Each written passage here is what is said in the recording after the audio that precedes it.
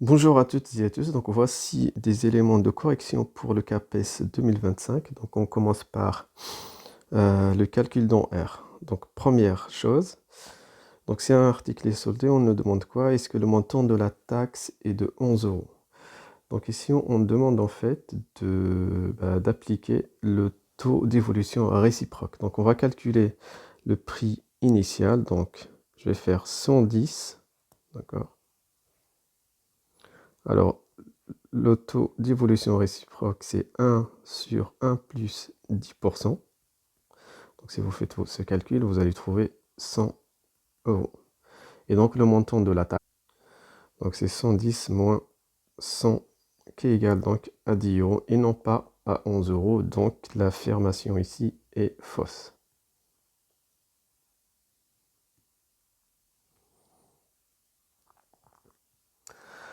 Alors pour la question 2, je vais proposer plusieurs méthodes. Alors pour la première méthode, donc je vais écrire comme le début d'un carré.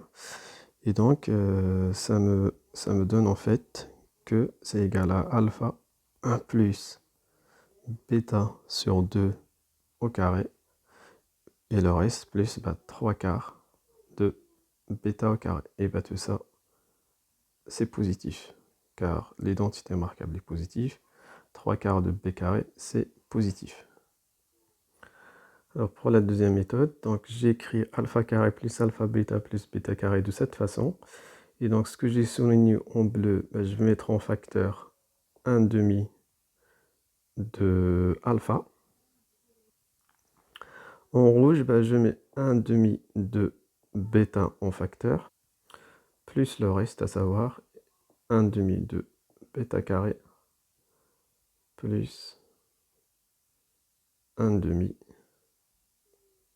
plus 1 demi de bêta carré. Attention, le premier 1 demi de bêta carré que je souligne en rouge, c'est alpha carré. Donc en corrigeant la faute, donc il nous reste à la fin 1 demi de bêta carré plus 1 demi de alpha carré. Donc je mets ensuite alpha plus bêta en facteur, même 1 demi. Et donc ça fait en fait alpha plus bêta plus le reste, à savoir 1 demi de alpha carré plus 1 demi de bêta carré. Et ça donne 1 demi de alpha plus bêta au carré plus 1 demi de alpha carré plus 1 demi de bêta carré. Tout ça maintenant c'est bien positif. Donc on a une somme de carrés positifs.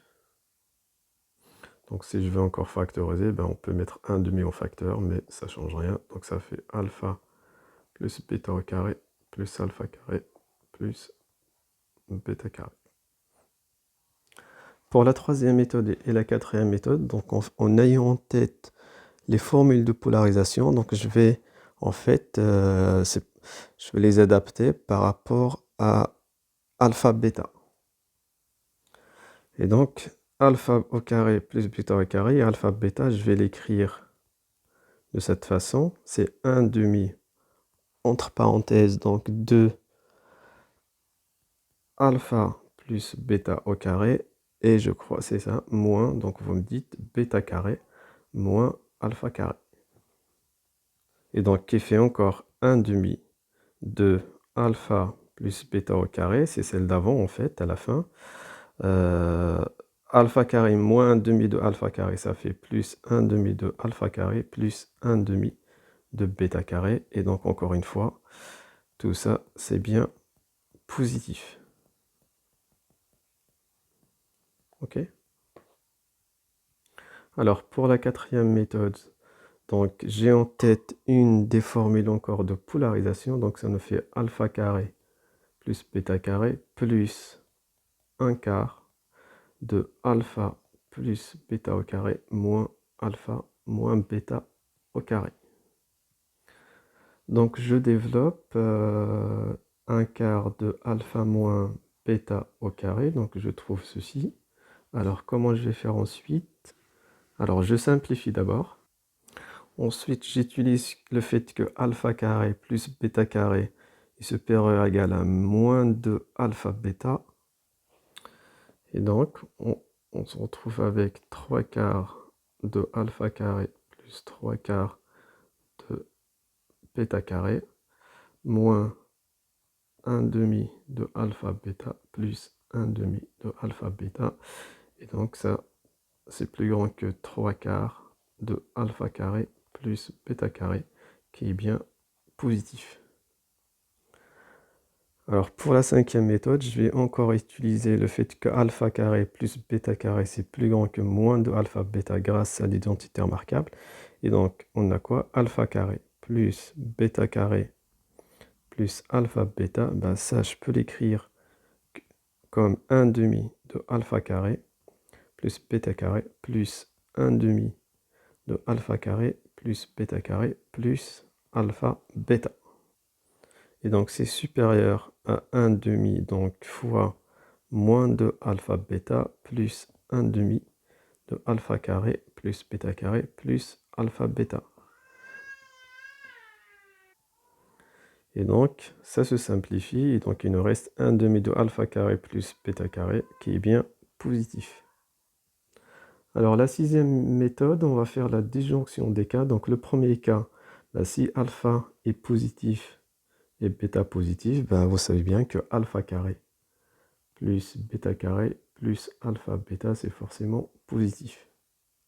Ensuite, si alpha est négatif, bêta négatif, donc alpha carré c'est positif, bêta carré c'est positif, et comme alpha et bêta négatif, bah, le produit alpha bêta ça reste positif, donc on a bien positif. Troisième cas, si alpha positif et bêta négatif, bah, il faut utiliser ici, on fait attention à bien utiliser la bonne identité remarquable. Donc ceci, je vais l'écrire comme alpha plus bêta au carré. Donc j'ai ajouté 2 alpha bêta, et donc il faut que j'enlève 2 alpha bêta, et comme il y a déjà alpha bêta, donc en fait on a alpha bêta au carré moins alpha bêta. Bah, de cette façon en fait, bah, ceci c'est positif, comme bêta est négatif et alpha positif, donc moins alpha bêta c'est positif. Alors qu'avec l'identité remarquable alpha moins bêta au carré, en fait à la fin il va vous rester plus alpha bêta dont en fait c'est négatif, qui est négatif. Et donc avec l'identité remarquable alpha plus bêta au carré, on s'en sort. Alors quatrième cas, si alpha négatif et bêta positif, donc c'est comme le troisième cas. Et donc c'est réglé grâce à l'identité remarquable et le fait que moins alpha fois bêta, c'est positif. Alors la septième méthode, donc, c'est vérifier si alpha égale à 0 ou bêta égale à 0. Ok. Donc on suppose alpha différent de 0 et bêta différent de 0. Et donc par l'absurde, donc on suppose le contraire. Donc je suppose que alpha carré plus alpha bêta plus bêta carré négatif. Donc à la ligne suivante, je vais ajouter alpha bêta des deux côtés. Donc qui me donne en fait juste alpha plus bêta au carré strictement inférieur à alpha bêta. Et cette identité remarquable, c'est un carré, c'est positif. Alors, mais puisque j'ai supposé ceci, donc si je passe alpha bêta à droite, ça me donne donc alpha carré plus bêta carré strictement inférieur à moins alpha bêta. Et alpha carré plus bêta carré, c'est positif. Alors, donc ce qui sort de la première chose qu'on a montré, c'est que alpha bêta strictement positif. Et en dernier, on a alpha bêta strictement négatif, puisque moins alpha bêta est positif. Donc c'est absurde. Et donc, ce qu'on a supposé est absurde. Donc alpha carré plus alpha bêta plus bêta carré, c'est strictement positif, en supposant alpha différent de 0 et bêta différent de 0. Donc en final, alpha carré plus bêta carré plus alpha bêta, c'est bien positif. Pour la dernière méthode, par exemple, allez, en fixant bêta, donc je considère cette fonction dont je vais étudier les variation. Donc c'est dérivable sans aucun problème comme somme de fonctions dérivables. Donc f' de alpha, on trouve 2 alpha plus bêta. Alors on cherche quand est-ce que ça s'annule, on fait les variations, donc on va trouver ceci. Et donc en faisant les variations, donc en fait, on montre que ben, le minimum c'est 3/4 de bêta carré qui est positif. Et donc on a bien f de alpha qui est positif. Donc dans les commentaires, donc s'il vous plaît, vous me dites s'il y a des erreurs sur certaines méthodes, s'il y a des choses qui ne vont pas. Alors pour la 3, donc on va rappeler la définition de P implique Q, donc c'est équivalent en fait à non P ou Q. Donc la négation de P implique Q, c'est non P ou Q. C'est-à-dire non P, c'est-à-dire P, non ou c'est et, donc non Q. Et donc pour l'exercice, bah, la négation c'est A, on garde P, donc à savoir A strictement supérieur à 1 et B strictement supérieur à 1, donc et, attention, et non Q, à savoir A plus B inférieur ou égal à 2. La négation de strictement supérieur, c'est inférieur égal. Et donc ici, pour la 3, c'est... Alors, j'ai pas dit pour la question, pour la 2, on a donc montré que c'est vrai. Donc il faut faire attention, donc dans la négation d'une implication, il n'y a plus d'implication. Donc c'est un « et » entre les deux propriétés qui apparaît. Alors la 4, il faut résoudre cosinus 2025x égale 1. Donc ça c'est équivalent, donc ça implique que c'est cosinus 2025x égale cosinus de 0. Donc un rappel, cos u égale cos v, c'est équivalent à u égale v modulo de pi ou u égale moins v modulo de pi. Donc on associe 2025x égale 0 modulo de pi. Il existe donc K un entier relatif tel que 2025x égale 2k pi. Donc jusqu'ici, donc ça c'est les solutions, les solutions dans R. Donc nous on cherche sur moins pi, à savoir il y a combien de solutions dans moins pi dans l'intervalle moins pi.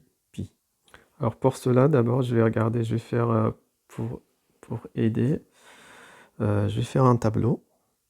Donc, je vais mettre ici la valeur de k, et ici, je vais mettre quoi?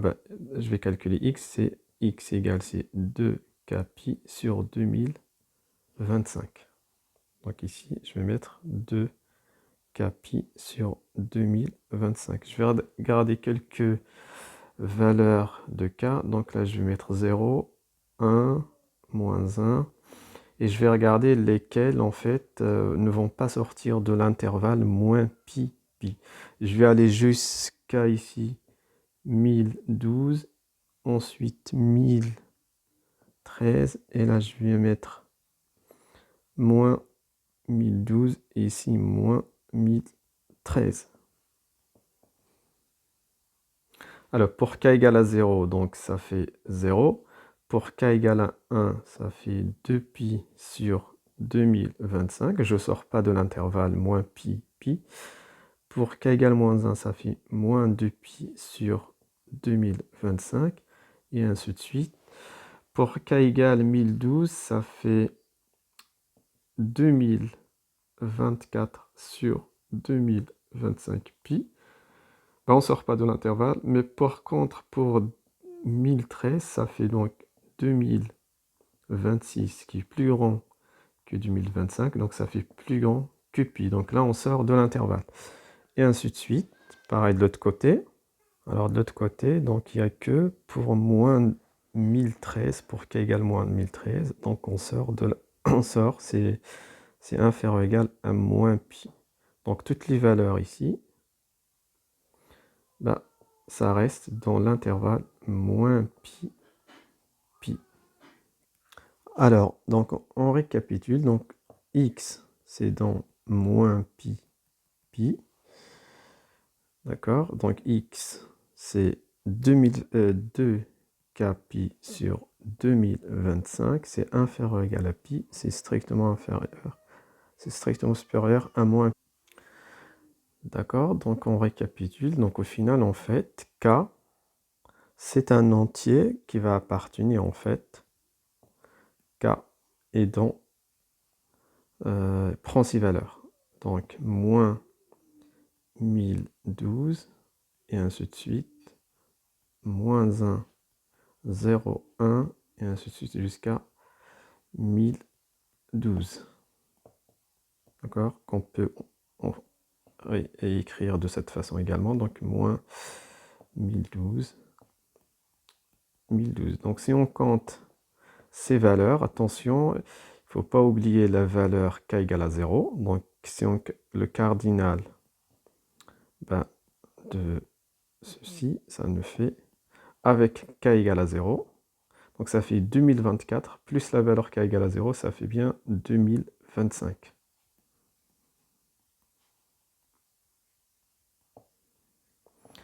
Et donc là, c'est vrai ici. Donc voilà pour ce quatrième QCM. Donc vous me dites s'il y a des soucis, s'il y a des fautes. Soit vous m'envoyez un mail que je laisserai dans la description ou vous mettez un commentaire. Allez.